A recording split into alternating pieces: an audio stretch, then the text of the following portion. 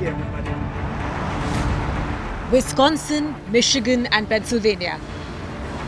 They are among the 7 swing states that matter this election. But for the Democrats, they hold the keys to the White House. The 3 states represent the so-called blue wall that has paved the path to victory for the last 2 Democratic presidents, Barack Obama and Joe Biden.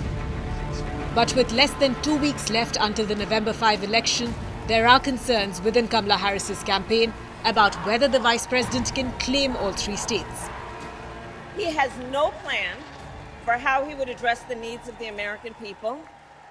And he is, as we have seen, only focused on himself. And now he is ducking debates and canceling interviews. Come on. And check this out. His own campaign team recently said it is because of exhaustion. Well, if you are exhausted on the campaign trail, it raises real questions about whether you are fit for the toughest job in the world. Come on. Come on.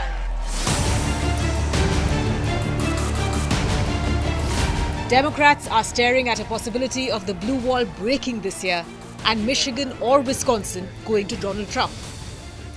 Losing Wisconsin or Michigan would mean that even if Harris secures the must-win state of Pennsylvania, she will still not reach the necessary 270 electoral votes to win the White House without winning at least 1 or 2 of the other swing states. Kamala Harris has been devoting nearly all week campaigning in the 3 states. Her campaign is intensifying its focus on persuading moderate Republicans and independent voters who are opposed to Trump, even roping in former Republicans like Liz Cheney to drive home the message. I'm a conservative, and I know that the most conservative of all conservative principles is being faithful to the Constitution. And you have to choose in this race between someone who has been faithful to the Constitution, who will be faithful, and Donald Trump, who it's not just us predicting how he will act. We watched what he did after the last election. We watched what he did on January 6th. Yet, Kamala Harris is coming up short. In Pennsylvania, Harris lacks a key element of Biden's appeal. He was the Catholic working-class son of Scranton who has ties to the state. In Michigan, Democrats have been facing 2 major warning signs: an erosion of Arab American support, largely due to US's role in Israel's war in Gaza, and slippage among union members. The International Brotherhood of Teamsters and the International Association of Firefighters have both declined to endorse a presidential candidate. In Wisconsin, the traditional Democratic vote banks of Black Americans, particularly men, are leaning more towards Trump this time. Harris is counting on Barack Obama to be her trump card against the Republicans in Wisconsin. You'd be worried if Grandpa was acting like this. Right? You'd call up your brother, you'd call up your cousins, you say, have you noticed? But this is coming from somebody who wants unchecked power. So Wisconsin, we do not need to see what an older, loonier Donald Trump looks like with no guardrails. America's ready to turn the page. We are ready for a better story, Wisconsin. We are ready for a President Kamala Harris.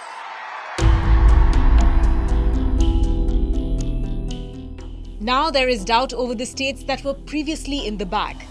Harris's campaign was banking on the electoral votes from North Carolina and Nevada as a strong alternative should Trump win Pennsylvania and claim its 19 electoral votes. But now, in the final stretch, the vice president's team is far less bullish. Hurricane Helene's destruction and the rampant disinformation that followed are factors that could weigh against Harris in North Carolina. To counter that, Democrats dispatched former President Bill Clinton to North Carolina.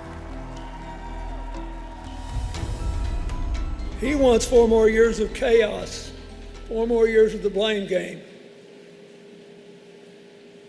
We want a leader who will take us to buckle down, to solve problems, to seize the opportunities, to give us a stronger middle class with greater ability for more people to work their way into it. We want to do things, and we're tired of wasting time talking about crowd sizes. We want more affordable housing, more affordable health care.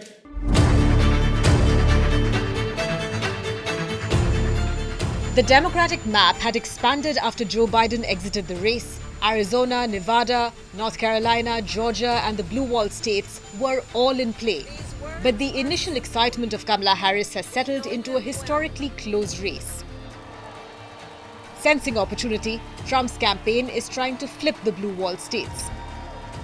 The former president has tailored his economic pitch for Michigan's auto workers, pledging tariffs on imported vehicles that he claims would rejuvenate the industry in and around Detroit. White male voters and rural counties of Wisconsin have traditionally come out big for Trump, but his campaign is also quoting young non-white men. A lot of the jobs that you have and that other people have are being taken by these people that are coming in. And the African-American population and the Hispanic population in particular are losing jobs now because millions of people are coming in. So they're coming in, but they're also coming in largely, and tremendous numbers coming in out of mental institutions. They're emptying out mental institutions. They're emptying out insane asylums. That's a step above a mental institution. Worse, bigger problems.